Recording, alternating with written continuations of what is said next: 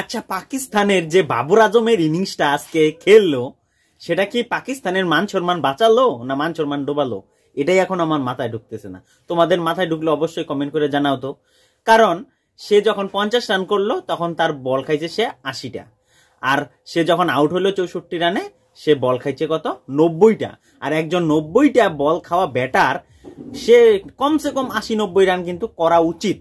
কিন্তু আমরা তাকে দেখি যে যখন টি-20 ক্রিকেট আসে তখন ওডিআই এর মতো খেলে, যখন ওডিআই ক্রিকেট আসে তখন টেস্টের মতো খেলে। এবং পাকিস্তানকে মনে হয় বাঁচাইলই, কারণ বড় হারের থেকে হয়তো বাবর আজম পাকিস্তানকে বাঁচাইলো।